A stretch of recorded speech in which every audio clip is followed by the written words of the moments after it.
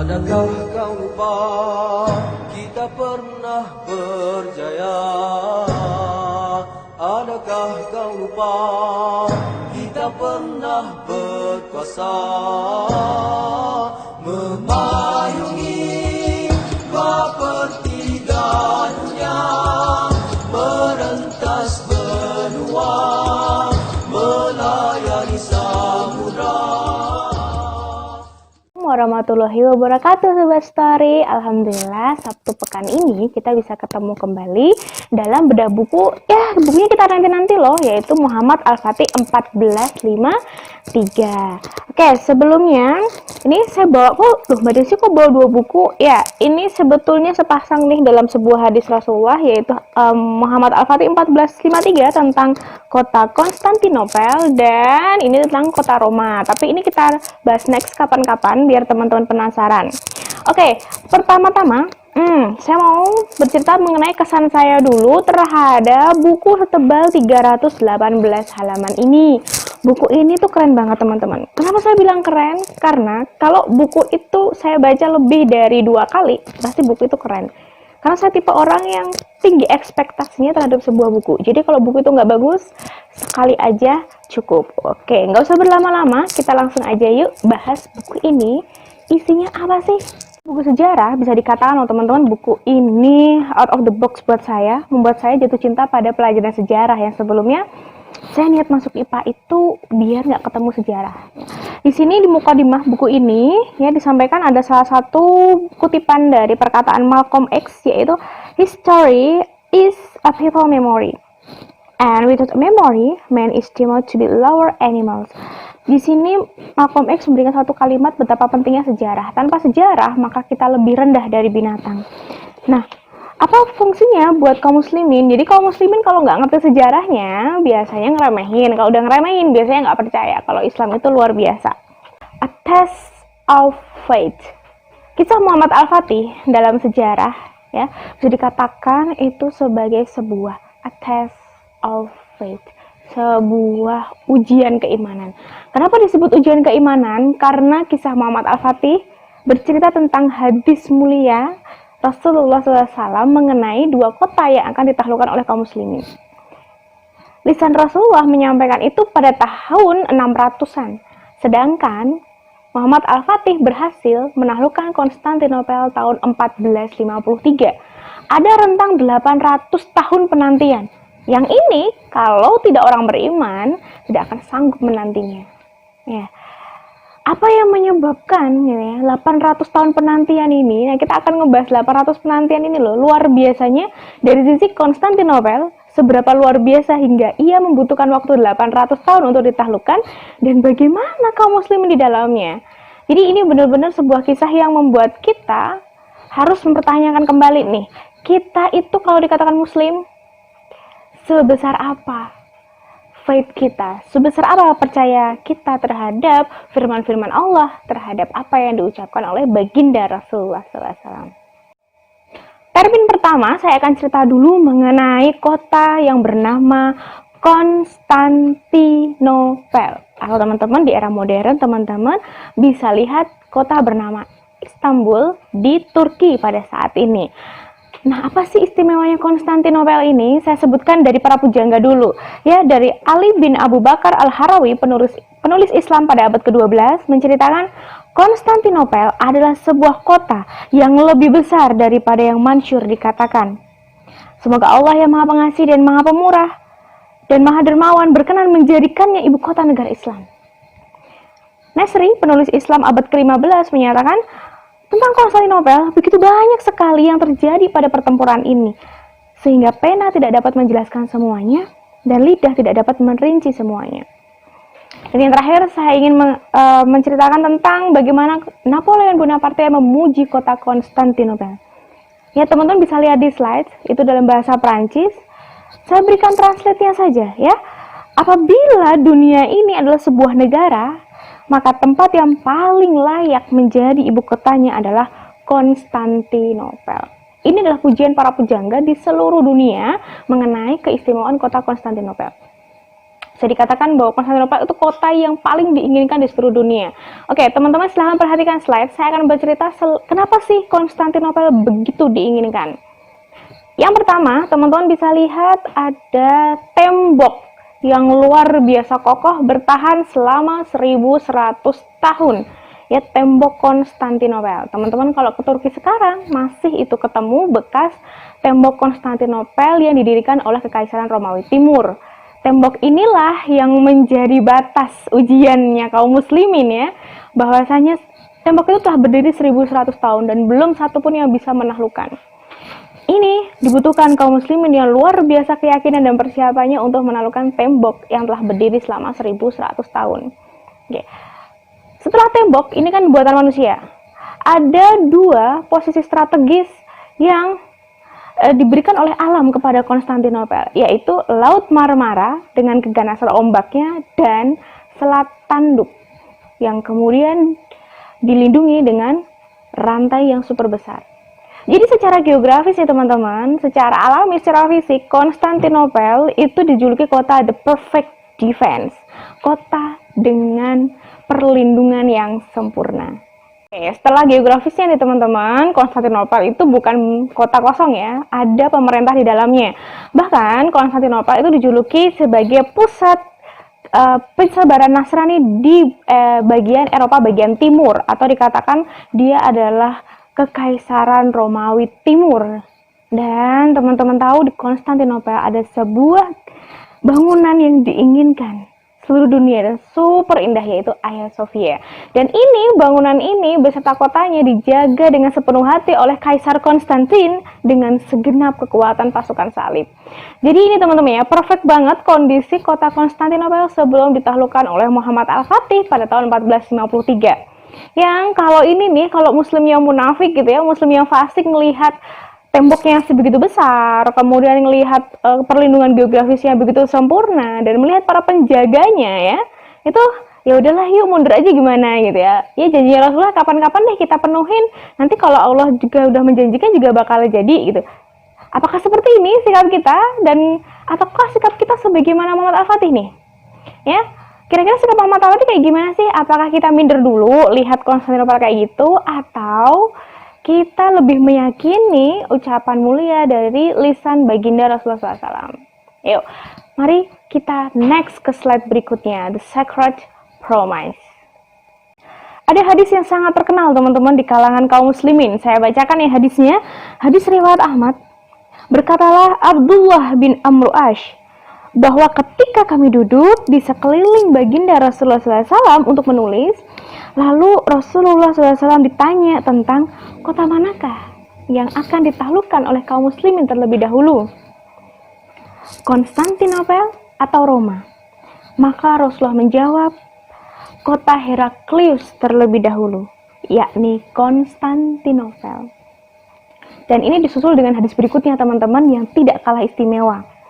Sungguh Konstantinopel akan ditaklukkan oleh kalian, maka sebaik-baik pemimpin adalah pemimpinnya, dan sebaik-baik pasukan adalah pasukan yang menaklukkannya.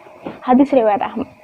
Tadi di slide sebelumnya teman-teman kita bercerita betapa Konstantinopel disebut sebagai kota the perfect defense, kota dengan perlindungan yang sempurna. Dan kaum muslimin diberi kabar pada abad ke-7 bahwa Konstantinopel nanti pasti akan jatuh di tangan kaum muslimin. Dan yang menaklukkan adalah sebaik-baik pemimpin yang memiliki sebaik-baik pasukan. Oke, teman-teman, ini ada dua kondisi nih. Konstantinopel dengan perfect defense sama dengan kabar dari baginda Rasulullah. Oke, ketika teman-teman hidup pada abad itu, kira-kira teman-teman bakal milih mana? Oh, kata Rasulullah itu yang paling benar nih. Oke sih, yes, kita dihadapkan dengan fakta bahwa Konstantinopel begini dan begitu. Tapi baginda Rasulullah udah mengabarkan nih bahwa kota itu akan menjadi milik kaum muslimin. Itu sikap yang pertama. Atau kita akan bersikap yang kedua. Guys, please realistis ya. Konstantinopel itu udah temboknya aja nggak tertaklukkan 1100 tahun. Dia selatan tanduknya aja dilindungi dengan rantai super gede, ada Laut Marmara, ada Kekaisaran Romawi Timur di sana. Please guys, realistis aja. Kenapa kita nggak damai aja? Nah, saya mau tahu teman-teman, silahkan ya tulis di kolom komentar teman-teman sikapnya yang mana. Yang pertama, lebih percaya perkataan baginda Rasulullah, atau yang kedua, guys, ayo realistis gitu. Bagaimana kita tahu bahwa kaum muslimin pada era itu memilih untuk mempercayai perkataan Rasulullah. Jadi kisah Muhammad Al-Fatih 1453 bisa dikatakan puncaknya teman-teman. Itu diawali dari awal dulu dari masa Umar bin Khattab. Itu sudah mulai nih memfutuhat daerah di luar Jazirah Arab. Ya, kemudian ke Persia, ya, kemudian ke Syam, ya itu sebetulnya apa? Meraih hadiah utama, yaitu sebagaimana perkataan bagi Rasulullah, Konstantinopel tuh nanti bakal jatuh di tangan kaum muslimin. Jadi kaum muslimin pada era itu mempersiapkan sebaik-baik pasukan nih untuk meraih kemuliaan. Siapa nih yang kira-kira nanti Allah anugerahkan sebaik-baik pemimpin dan sebaik-baik pasukan? Ya, dan kemudian Bani Umayyah, kemudian Bani Abbasiyah, itu tuh berlanjut terus. Tapi ini Konstantinopel belum nih. Sehingga ya, kaum muslimin itu harus menanti selama 800 tahun sehingga akhirnya ditaklukkan oleh Muhammad Al-Fatih 1453. Nah, tapi nih saya mau berkisah yang fokus pada tahun 1453 dan sekitarnya. Muhammad Al-Fatih sendiri sejak kecil dididik ya oleh gurunya Syekh Asyamsuddin, dan ayahnya Murad II itu setiap pagi tuh setiap pada subuh itu diajak ke pantai yang itu berseberangan dengan Konstantinopel. Dikatakan bahwa pemimpin terbaik itu kamu, ya. Maka siapkan pikiranmu, seluruh tenagamu, seluruh hartamu untuk menaklukkan Konstantinopel sebagaimana yang dijanjikan oleh Rasulullah. Nah, di situ Muhammad Al-Fatih itu ya dari kecil sehingga dia remaja mempersiapkan ini gimana nih, harus gimana gitu ya. Sampai akhirnya pada tahun 1453 gitu ya, pada bulan April berangkatlah pasukan Muhammad Al-Fatih ke sana. Dan teman-teman kalau mengikuti kisahnya dalam buku itu benar-benar meneteskan air mata. Betapa persiapannya luar biasa itu masih Allah uji. Nah, kalau teman-teman lihat di slide di samping, teman-teman kenal satu kosakata Kul-de-sa. Ya. Kalimat ini mengatakan kata ini artinya adalah jalan buntu.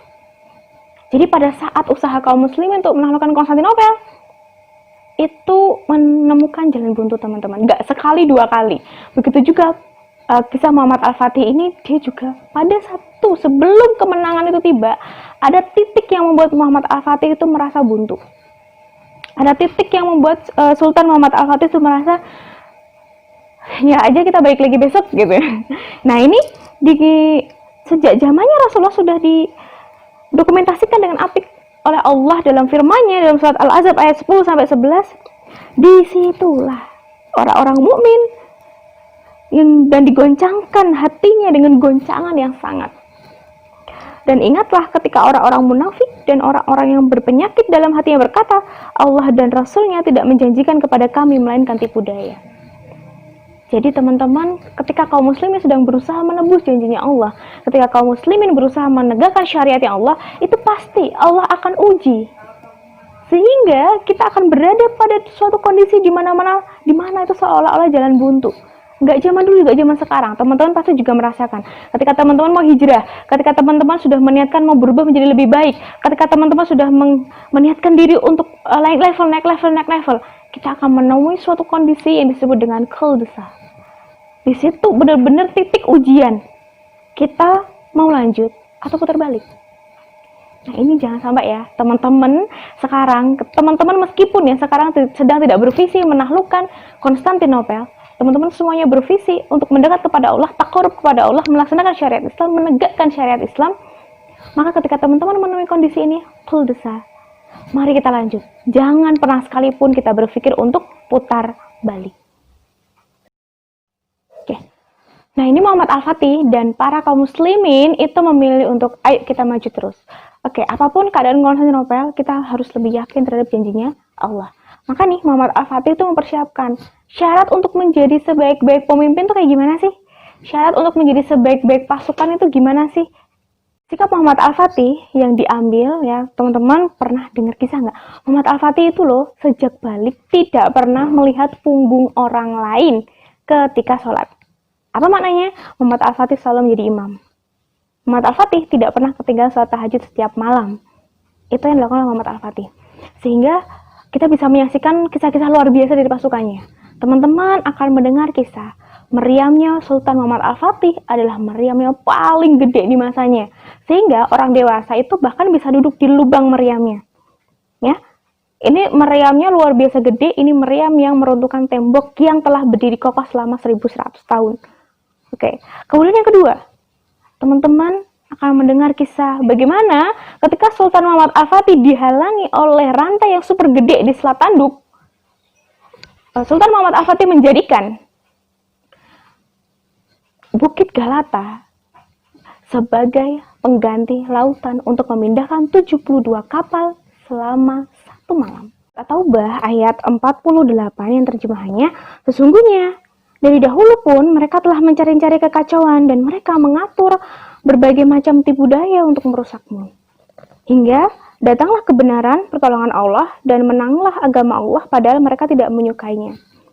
Jadi di sini dikisahkan bahwa setiap perjuangan kaum muslim menuju kebenaran, setiap perjuangan kaum muslim menegakkan syariat Islam itu pasti ada orang yang nyinyir gitu loh. Itu udah dari dulu, udah zaman Rasulullah udah kayak gitu. Jadi pun ketika Muhammad Al-Fatih akan menaklukkan Konstantinopel, nah kalau zaman sekarang kan kita tahu nih Konstantinopel telah ditaklukkan oleh kaum muslimin, telah ditaklukkan oleh Muhammad Al-Fatih, makanya kita nggak akan nyinyir sama apa yang dilakukan oleh Muhammad Al-Fatih.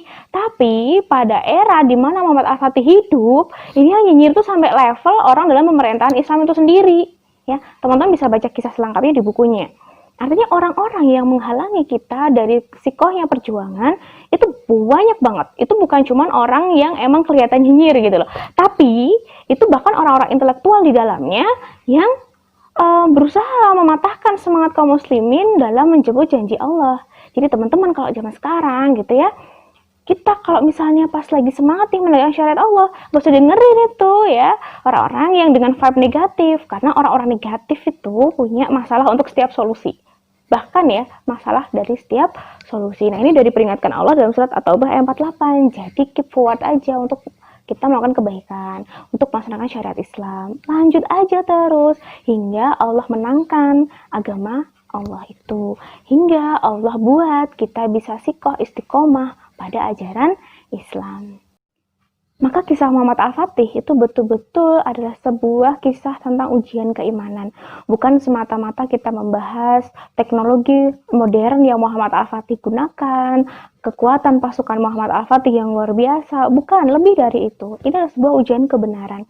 Ujian pada antara kabar yang diberikan oleh Rasulullah terhadap fakta yang dihadapkan di depan kaum muslimin. Pun tadi teman-teman kan melihat saya membawa buku yang kedua, ya tentang Roma. Begitu juga dengan Roma. Roma sampai saat ini belum ditaklukkan oleh kaum muslimin. Nah, ini juga ujian kebenaran nih. Padahal hadis Rasul itu berkata tentang 2 kota. Baru 1 kota yang terwujud. Maka kota berikutnya adalah bergantung pada keyakinan kita akan janji Allah.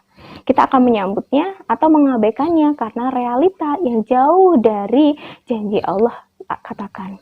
Ya, apakah kita tetap akan benar-benar beribadah kepada Allah setelah ujian itu datang? Apakah kita tetap meyakini? Apakah kita tetap lanjut? Atau kita lebih memilih mundur? Dan sebagaimana umumnya manusia ada di bumi.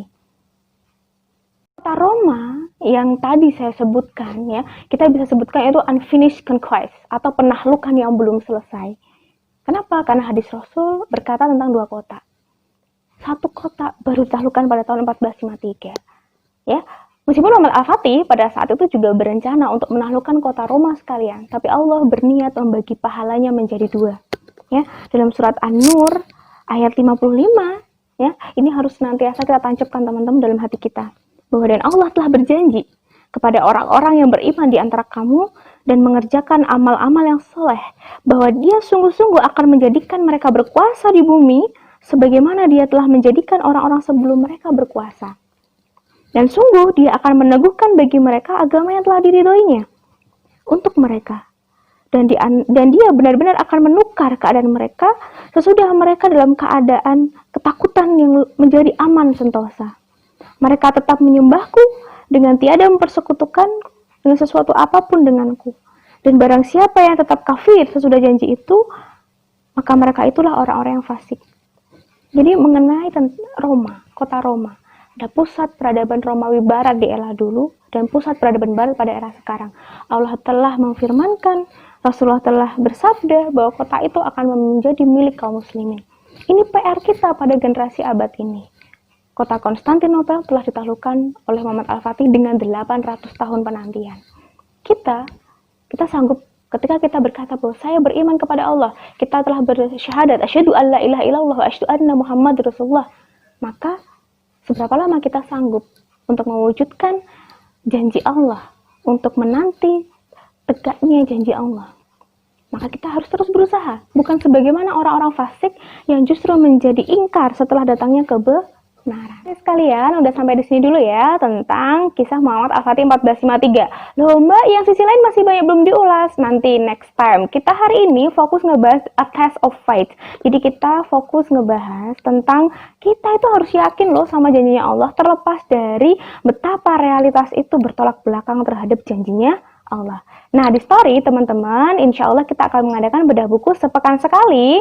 Untuk bedah buku, teman-teman pengen request buku apa? Silahkan nanti request dengan mengisi form ya di link di bawah ini. Kemudian teman-teman bisa gabung di WA grupnya. Teman-teman juga bisa like and share ya, like and share dari IG kemudian YouTube ini, bantu agar kita cepat berkembang. Oke, satu dulu ya teman-teman Sobat Story. Mohon maaf tadi selama kita bedah buku ada kesalahan yang tidak sengaja maupun yang disengaja. Saya minta maaf ya. Dan satu dulu. Wassalamualaikum warahmatullahi wabarakatuh.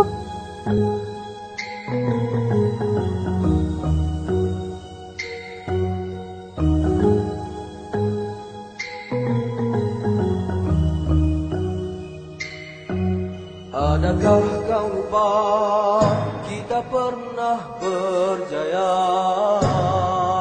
Adakah kau lupa kita pernah berkuasa, memayungi sepertiga dunia, merentas benua, melayani samudra. Keimanan juga ketakwaan, rahsia mereka capai kejayaan.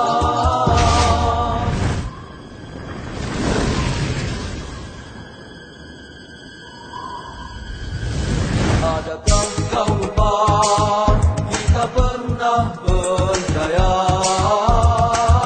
Adakah kau lupa kita pernah berkuasa,